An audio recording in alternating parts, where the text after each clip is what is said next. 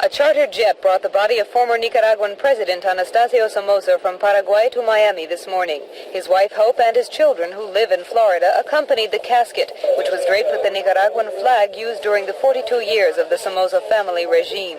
The U.S. State Department reluctantly agreed to allow the slain dictator to be buried in Miami, where about 20,000 Nicaraguan Somoza supporters sought asylum in 1979 after the Sandinista revolution overthrew Somoza's government. Hundreds of those supporters comforted the Somoza family at the Caballero funeral home in Coral Gables today. Somoza's eldest son, Tachito, considered the heir to the presidency before the revolution, said his father was not bitter about the Carter administration's support of the Sandinista or about his forced move to an exile home in Paraguay when the State Department here warned him he might be extradited to Nicaragua. My father was always a very good friend of this country.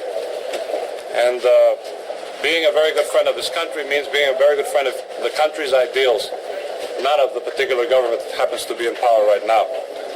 And even though I heard that he was disappointed because he loved this country very much, I never heard a word from him of bitterness personally. He might have said it to somebody else. But I feel that he was leading a pretty happy existence in Paraguay and was in peace. But he was not. And I will say that we are very grateful to the American government to have allowed us, finally, after a lot of delay, to bring him here, to bury him where his family is living. As the casket bearing Somoza's body was wheeled into the chapel, grief-stricken Nicaraguan exiles denounced the Sandinista movement and its close ties with the Cuban government.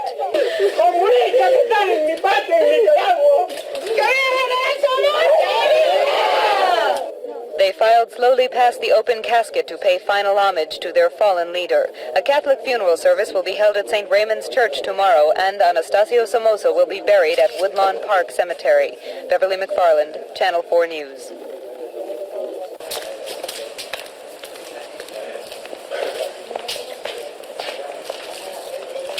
By the Congress, and Carter signed off on it about 10 days ago.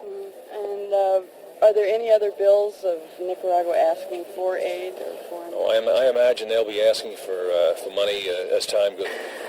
Well, when I heard that the State Department would make no statement, not even issue a condolence to the family on the death of President Somoza, I just don't think that it was a happy moment in American foreign policy. The least they could have done was to extend condolence to the widow and to the family of President Somoza.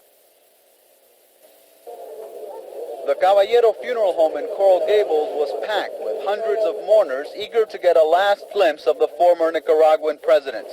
A private funeral service followed, and one of the last to arrive was the slain dictator's mother, Salvadora. As the body was moved out of the funeral home, the crowd released its emotions, chanting Viva Somoza and singing the anthem of Nicaragua's Liberal Party, which the Somoza family ran during 4 decades in power.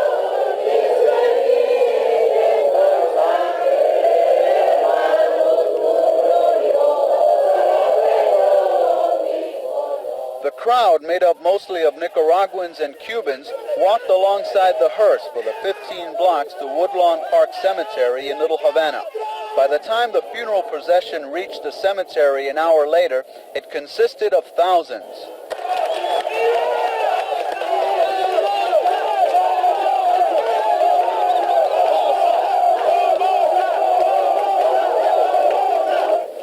Cuban exile members of the Bay of Pigs Brigade attended the funeral. Also there was Somoza's longtime friend, Congressman John Murphy of New York. The Carter administration was not represented. The Nicaraguan strongman was laid to rest in a simple mausoleum, just a few yards from former Cuban President Carlos Frios Socarrás. Eulogizers called him a hero in the struggle for democracy. They blamed his death on the Sandinista government and said that history will one day clear the name of Anastasio Somoza. Elliot Rodriguez, Channel 4 News.